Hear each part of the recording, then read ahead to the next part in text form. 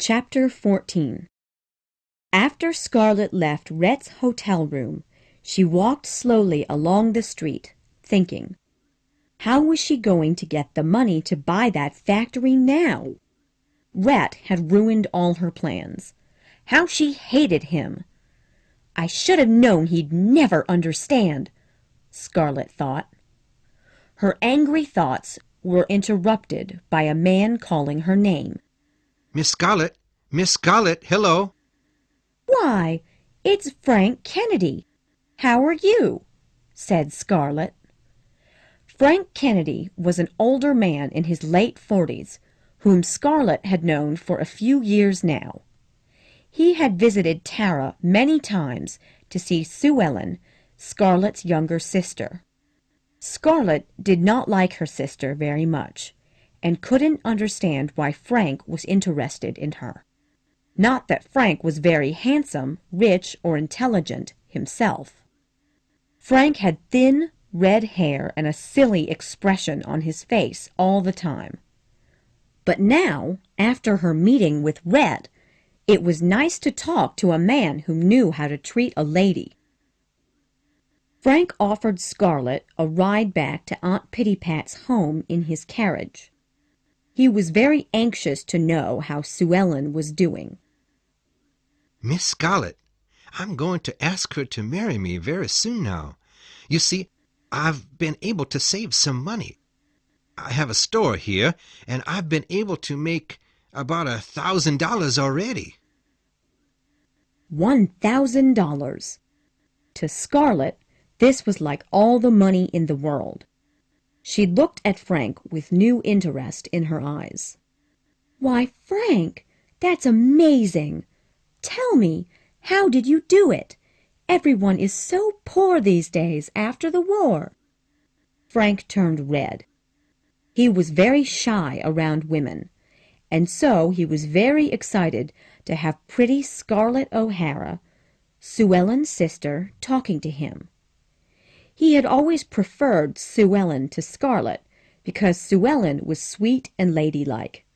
But Scarlett was very charming, and she looked so nice in her green dress, with her red lips smiling and her large green eyes shining like jewels.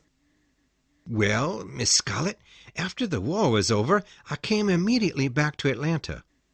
I had a little money, and I bought a little building and made it into a store. For the first few months I had almost no business, but now there are many Northerners living in Atlanta, you know. They're rebuilding the South, and they just control everything now. I don't like it at all, but they do buy my products. So I've been able to save lots of money. Scarlett was thinking quickly. She had another idea on how to get the money for that factory. If Frank was becoming rich, then she, not Sue Ellen, should be the one to marry Frank. Frank could give her any money she needed to help Tara. She would still buy a factory and run it herself, but she would wait a little while, until she had been married to Frank for a few months. Scarlett knew she could control Frank because he was so silly, like an old woman more than a man. Of course, Sue Ellen would hate her for stealing her man, but, well, Sue Ellen would just have to understand. I'll be doing her a favor, thought Scarlett. Frank's so old and silly that I don't know why Sue Ellen wants to marry him anyway. She can find a younger man for a husband any time. Scarlett turned to Frank with her sweetest smile. Oh, Frank, it is so good to see you. I've missed seeing you at Tara. Oh, Miss Scarlett, how is Sue Ellen? Does she ask about me? Scarlett's face grew very sad. Oh, dear, I think I'm going to cry.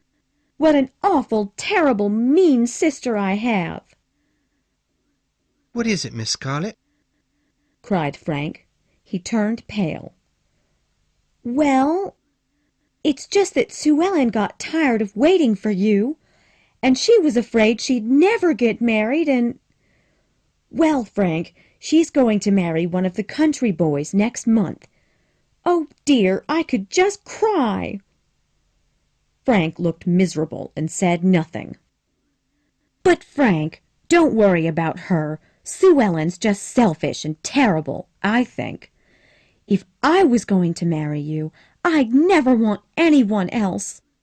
Now, here we are at my Aunt Pittypat's house. Please come in and stay for supper. I would so love to talk to you, Scarlet said sweetly. She put her hand on his arm.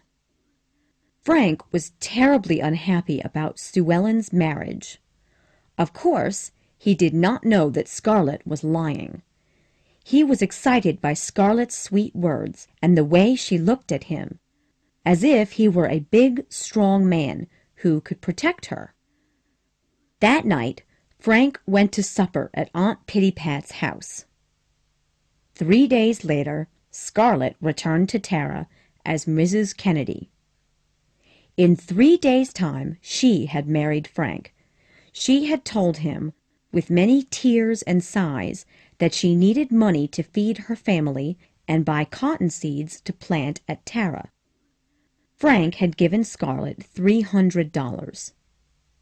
Sue Ellen was furious when she found out what Scarlet had done, of course. She cried and screamed and slammed all the doors in the house. I hate her! I hate her! Oh, she took my Mr. Kennedy! I was going to marry him, and she went and stole him!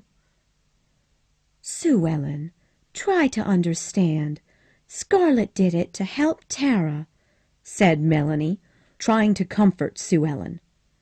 Ashley had said nothing, only stared at Scarlet with a look of shock, and then left the room. Scarlet wondered what he thought of her marriage. No, she didn't! She did it because she's mean and hateful, cried Sue Ellen. After that, Sue Ellen wouldn't speak to Scarlet any more, but Scarlet didn't care. All she cared about was that she had the money for Tara that it needed. Scarlet planned to return to Atlanta in a few days, but first she wanted to speak to Ashley. She wanted him and Melanie to move to Atlanta, not only because Scarlet wanted him to be near her, but because she wanted to help Ashley find something to do with his life. That afternoon, she found him sitting in the living room, staring out the window. Ashley, I wanted to talk to you about something before I go back to Atlanta, Scarlet said cheerfully. Ashley turned to look at her.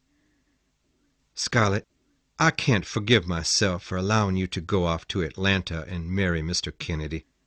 I should have known what you were planning to do and tried to stop you. I should be breaking my back in the fields of Tara helping you to raise money. After everything you've done for Melanie and the baby, I should have helped you more. I know you don't love Frank. You only married him to help us at Tara. You're so unselfish, Scarlet, but it's as if you've sold yourself in marriage. Oh, Ashley, said Scarlet. They stared at one another. Neither one could really say what they were thinking. Ashley, there was something I wanted to talk to you about. I wanted you and Melanie to move to Atlanta. I can help you find a job, and you and Melanie can live with Frank and me at Aunt Pittypat's house until you have enough money to buy your own place. Wouldn't it be nice? Ashley shook his head sadly. Scarlet, I've made a decision. I meant to tell you before. I'm taking Melanie and the baby and moving to New York City. I can find a job working in a bank there. I must leave the South, Scarlet. There is nothing here for me any more. I cannot live off your charity any more. I feel terrible. Scarlet was shocked and afraid. Ashley couldn't leave the South. She would never see him again. Oh, but Ashley, you don't need to move to New York. I can give you a wonderful job in Atlanta. I'm going to buy a lumber factory and run it myself. You know how good with numbers I am. I'm sure that I can do it. I'll let you have a lot of responsibility." "No, Scarlet. Ashley said quietly. I'm sure that you'll be a great success. You're strong and brave, and I'm not. But it would feel like charity to me. I'm grateful to you for everything you've done for me and my family. But it's time for me to leave. For the first time in my life, I want to be independent, you see." And he turned to leave the room. Scarlett didn't know what to say. She did not really understand Ashley's feelings. Why did he need to be independent? All he needed to be happy was money, a nice house, and a job. Oh, yes, and those books and poetry. Couldn't he have all those things in Atlanta? Why did he want to leave her? "Oh, Ashley!" cried Scarlett and burst into tears. When Ashley heard her crying, he turned around and went to comfort her. But she turned away from him and threw herself onto the couch. Melanie heard the sound of crying and came into the room. "Darling, what's the matter?" she said gently, running to the couch and taking Scarlett in her arms. "It's Ashley! Oh, he's so mean and hateful!" cried Scarlett, tears running down her face. "What have you done?" Melanie asked her husband anxiously. "I asked him to come to Atlanta and work for me, and he won't. He says you all are moving to New York. How could he do this when I need him in Atlanta?" cried Scarlett. She was too upset to think calmly. Melanie stood up and looked at Ashley. Her normally gentle face looked almost angry. "Ashley, think," she said. "Just think what Scarlett's done for us. For me. How can you refuse to help her when she needs you? I would have died the night Atlanta was attacked if Scarlett hadn't saved me and the baby. And when I think of how hard she's worked since the end of the war, picking cotton and working outside just so that we could have food to eat, oh, my darling!" And Melanie put her arms around Scarlett. Ashley's face was white. He looked like a man who has lost a great battle.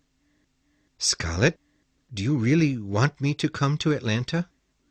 he said slowly. "Yes, Ashley, I really do," cried Scarlett. "And Melanie, do you really think we should move there?" he asked his wife.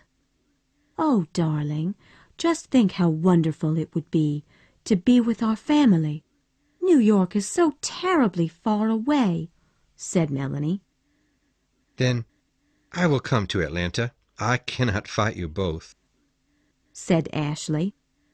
In his mind, Ashley felt as if his one chance for independence and happiness had been destroyed.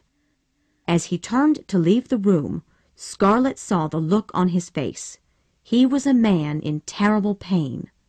Suddenly, she didn't feel so happy about her victory. "Oh, Ashley, I can't bear for you to be unhappy," she wanted to cry out. But he was already gone.